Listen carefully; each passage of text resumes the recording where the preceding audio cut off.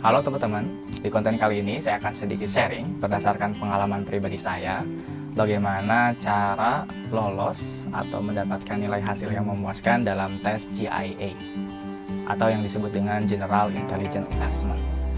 Jadi di konten sharing ini berdasarkan pengalaman saya akan membagi beberapa video karena menurut saya tahapannya akan sangat panjang dan penjelasannya juga cukup lumayan. Jadi saya akan membagi beberapa, jadi kalau misalkan teman-teman merasa butuh dan memang saat ini sedang melakukan atau akan, jadi teman-teman bisa menonton di video selanjutnya. Nah, pada video kali ini saya hanya akan men-sharing bahwa di tes GIA itu ada apa aja. Jadi bagi teman-teman yang belum tahu apa itu tes GIA, yang disebut dengan General Intelligence Assessment, itu adalah sebuah tes di mana untuk mengukur kepribadian kita secara psikotes atau disebut juga tes psikotes untuk bisa sejauh mana kita dapat mempelajari hal-hal yang baru kayak gitu. Jadi kalau berdasarkan di Thomasnya tersendiri, Thomas International, jadi untuk mengukur bagaimana cara kita beradaptasi atau belajar terhadap hal-hal yang baru.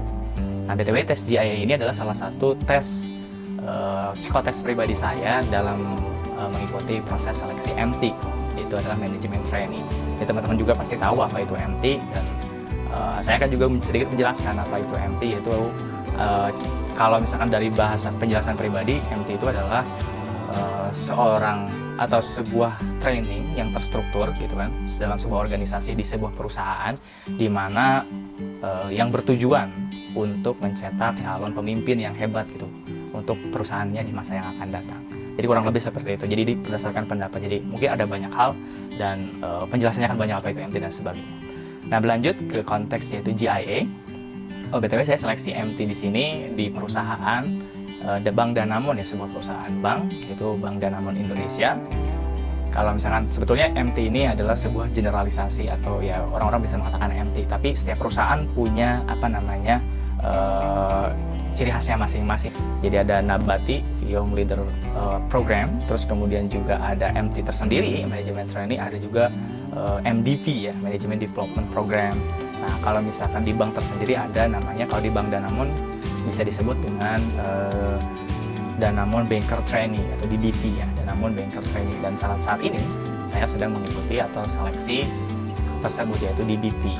Nah, salah satu tahapan pertama yaitu adalah saya screening CV kayak gitu. Terus kemudian yang kedua adalah tes psikotes, yaitu tes GIA, yaitu General Intelligence Assessment. Jadi ada banyak tahapan. Jadi kebetulan alhamdulillah saya lolos tahapan 1, screening CV. Jadi kalau teman-teman merasa interest, kok bisa sih lolos, Bang, gimana sih cara lolos screening CV khusus untuk MT? Mungkin nanti saya akan buatkan videonya kalau memang benar-benar teman-teman interest. Nah, terus kemudian GIA, kita masuk ke tes GIA. Nah, General GIA ini ada 5 tahapan 5 tahapan tes. Jadi tes pertama itu ada listening, jadi kemampuan penalaran kita. Jadi di kemampuan penalaran kita ini, di listening ini ada namanya, nanti kita akan diberikan sebuah kata-kata. Nah, jadi kita lanjut, saya akan jelaskan nanti. Ini ada satu contoh soal. Contoh soal ini kita harus mampu menjawab secara cepat dan akurat. Jadi kecepatan, sebelumnya saya ingin dulu memberikan sharing bahwa kecepatan dan keakuratan itu adalah 2 hal yang sama-sama penting. Jadi teman-teman akurat secara logika teman-teman mampu, terus kecepatan teman-teman. Akses internet pun jadi salah satu faktor bahwa kita dapat menyelesaikan sebuah tes secara cepat. Kalau misalkan internetnya lemot, kemungkinan ya kalau otak kita cepat dan menjawab dan loading dari prosesnya itu lama, sedangkan waktu berjalan secara sistem itu. Kita kan kalau misalnya berbicara sistem, walaupun loading ya tetap kalau misalkan waktu itu tidak akan berubah. Nah, itu. Jadi sebelum agak berlanjut, jadi saya merasa bahwa kemarin juga saya ngerasa internet saya kurang stabil dan saya merasa bahkan bisa lebih mungkin ya. Tapi ya alhamdulillahnya saya bisa lolos juga tahapan kedua ini, yaitu tes psikotes. Nah, yang pertama ada listening. Jadi ini ada salah satu tes. Jadi teman-teman ini coba dijawab dan secara cepat. Kita mulai 1, 2, 3.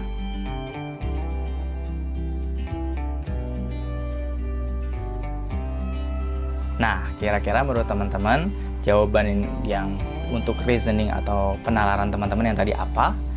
Dan inilah jawabannya.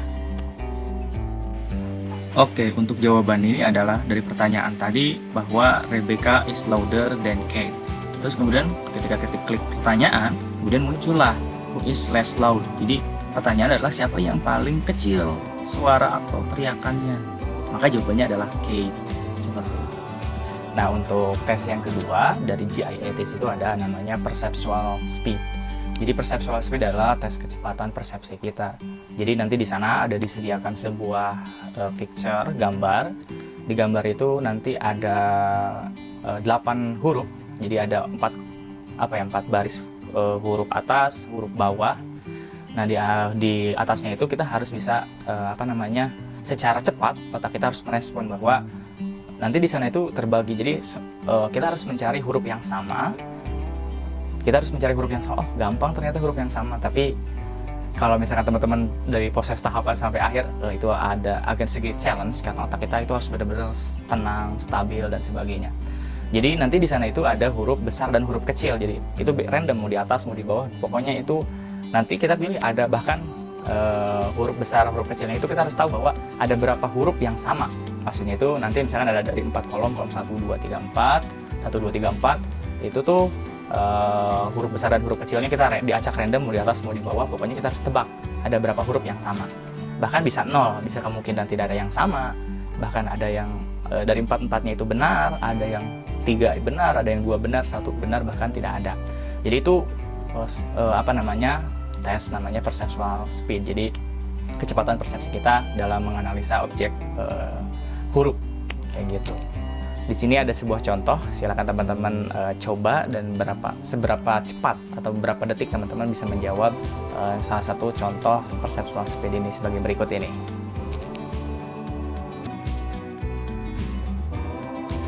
Dan inilah jawabannya. Nah, di tahapan ketiga yaitu ada namanya number speed and accuracy. Jadi seberapa cepat kita dan seberapa tepat kita dalam menganalisa dari sebuah soal yang sebetulnya soalnya tidak terlalu sulit, kayak seperti tidak ada soal matematika, cuman matematikanya logika, tidak ada matematik, cuman hanya kita harus bisa mengetahui bahwa range jarak. Jadi misalkan ada huruf 5, 9, 13. Nah, di 5, 9, 13 itu kira-kira range yang paling jauh itu berapa? 5 ke 9 atau dari 9 ke 13. Nah, tipsnya adalah kita harus menganalisa bahwa kira-kira objek yang di tengahnya itu apa. Jadi kita harus tahu bahwa daripada range itu kita harus menganalisa nilai titik tengah. Setelah kita tahu bahwa nilai titik tengah, kita baru kita memulai secara cepat kita menganalisa bahwa mana yang paling jauh kira-kira dari 5 daripada 5, 7, 5, 9, 13 apa 9 ke 5 atau 9 ke 13 kayak gitu. Jadi kita harus cepat, caranya adalah kita harus tahu titik tengahnya apa dan kemudian range yang paling jauh itu di mana dari titik tengah. Nah, itu caranya. Nah, jadi biar teman-teman lebih tahu bahwa soal itu seperti apa, kita langsung ke soal dalam number speed of accuracy pada video berikut ini.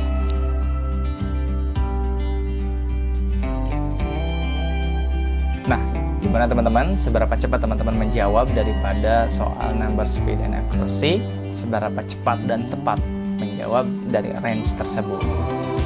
Kayak gitu. Jadi kalau teman-teman udah merasa yakin, ya kan teman-teman bisa mempresentasikan seberapa kemungkinan teman-teman bisa menjawab soal-soal itu benar tadi. Ini adalah penjelasan untuk soal tadi.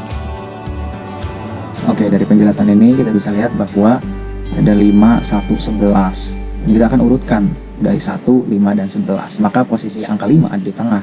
Jadi kita harus tahu bahwa 1 ke 5 jaraknya 4, sedangkan 5 ke 11 jaraknya 6. Maka jarak yang paling jauh adalah 11, seperti itu. Oke, tes yang keempat yaitu adalah word meaning. Nah, di tes kali ini kita akan menganalisa sebuah pilihan ganda. Itu tergantung ya, nanti beberapa tes ada yang mungkin menyediakan ada 4, mungkin ada 3, tapi kalau misalkan kayaknya sih 3 ya. Jadi nanti ada pilihan huruf 3 blok kotak yang dimana di sana itu ada berisikan kata-kata. Dan kita itu harus menganalisa bahwa di dalam blok itu kira-kira mana yang paling beda. Jadi nanti di sana itu ada namanya disebutnya odd atau ganjil. Jadi kita harus menebak mana sih, kalau event kan kita mungkin di sana itu ada 2 yang sama, entah itu antonim atau sinonim. Jadi itu termasuk indikasi sama ya. Jadi bukan kita cari lawan kata, tapi intinya kita harus cari mana yang dimana dalam kotak word atau kata itu di ini tuh yang paling beda tuh yang mana gitu, yang odd itu yang ganjil yang mana, yang dimana dia itu tidak ada relasi dengan kotak-kotak lainnya gitu kan. Kalau misalkan ada sinonim berarti otomatis ada kesamaan, antonim ada perbedaan di mana duanya saling bertolak belakang. Nah, ada satu word di kotak di mana dia tuh tidak akan berpengaruh ke kotak-kotak lainnya. Jadi seperti itu. Jadi tipsnya adalah kalian harus menganalisa dengan ya perbanyak kosakata sih sebetulnya untuk ini. Jadi ya selain pelatihan juga teman-teman wawasan penalaran dalam masalah kosakata juga diuji di sini. Kayak gitu. Nah, di sini ada contoh tes. Teman-teman silahkan coba analisa seberapa cepat teman-teman untuk menganalisa kira-kira kata-kata yang ganjil itu seperti apa pada slide berikut ini. Oke, jika teman-teman sudah tahu jawabannya, alangkah hebatnya. Tapi kalau misalnya teman-teman belum tahu, kita akan spill jawabannya pada penjelasan video berikut ini. Oke, pada penjelasan video ini kita ada 3 kata. Pertama ada validity, verification, and velocity.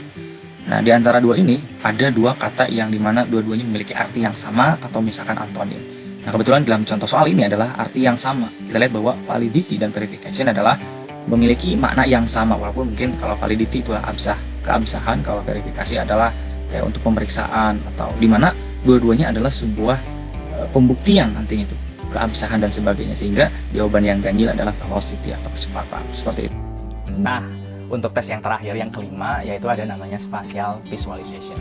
Jadi spatial visualization ini adalah tes objek gambar seberapa cepat. Nanti gambar itu ada random banyak, jadi ada satu huruf dalam 2 kotak.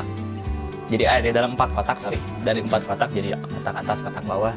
Jadi intinya itu kira-kira kita ingin mencocokkan antara kotak satu dan yang bawahnya, terus kemudian kotak yang sebelahnya dan yang bawahnya itu kira-kira ada berapa yang benar.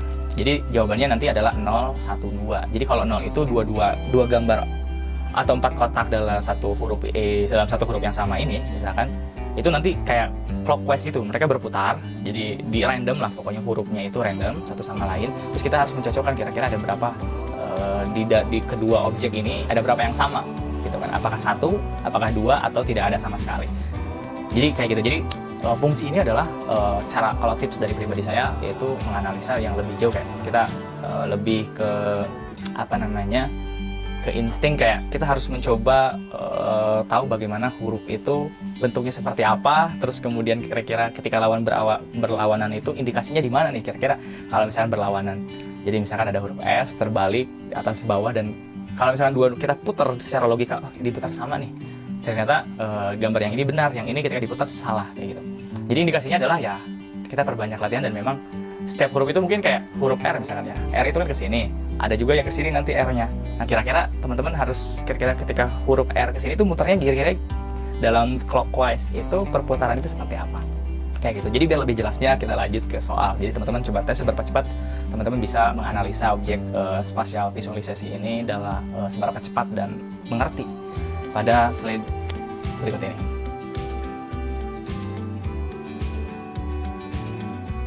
Oke, jika teman-teman sudah mengerti, ya alangkah bagusnya sudah tahu. Terus kemudian ya kita lanjut ke jawaban yang alasan kenapa ini benar.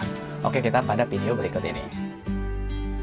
Oke, kita lihat langsung jawabannya 0, karena kita lihat bahwa 2 gambar ini sama ya, indikasi atas bawah. Maka kalau misalkan benar pasti benar semua, kalau salah salah semua. Maka jawabannya salah karena bentukannya kalau kita putar itu salah, seperti itu.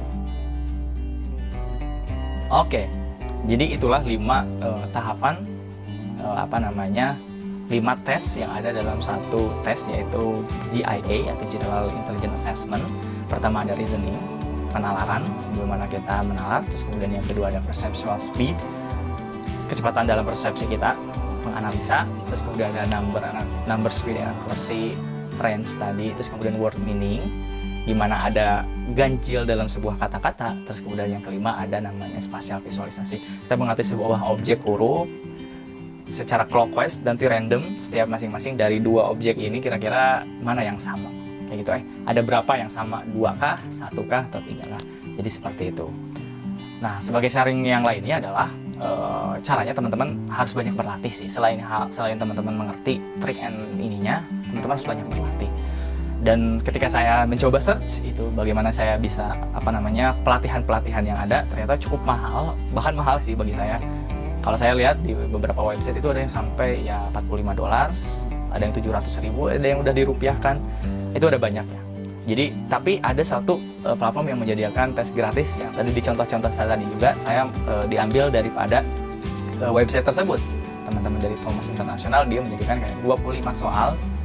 25 soalnya itu itu dibagi jadi 55 kan. Jadi pas 5 jadi 25. Nanti kan saya sertakan pada di deskripsi. Jadi teman-teman bisa coba untuk melatih tes GI kepribadian ini atau psikotes teman-teman menjadi sejauh mana teman-teman mengerti tes GI itu seperti apa.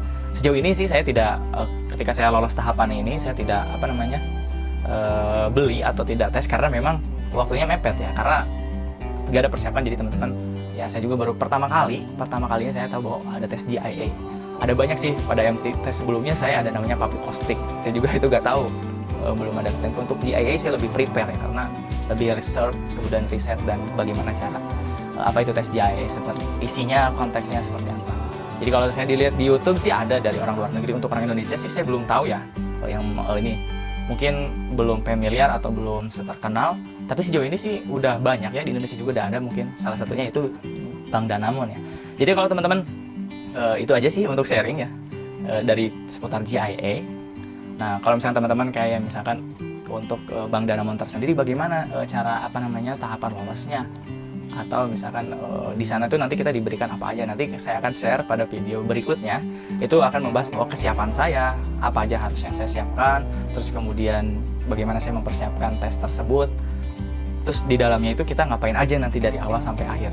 Pokoknya memang perlu saya jelaskan sih, tapi kalau misalnya dalam satu video ini teman-teman akan merasa bosan mungkin ya, jadi kayak nggak tahu bagian-bagiannya, nanti saya akan pisahkan pada video berikutnya kalau misalnya teman-teman merasa interest. Oke, mungkin itu saja sedikit sharing dari pengalaman pribadi saya. Jadi saya disclaimer dulu, ini berdasarkan pribadi ya, dan ini pendapat saya sih dari beberapa baca. Mungkin nanti teman-teman ada yang enggak gitu kok. Kalau saya lihat sih memang ada beberapa yang berbeda ya. Saya search juga, jadi GIA itu ada beberapa macam, kayak adalah berbentuk paragraf dan sebagainya, true or false. Tapi sejauh ini yang saya tes di GIA yang ini sama ya, dari Thomas tersendiri, Thomas International yang mengadakannya, yang membuat tes GIA ini.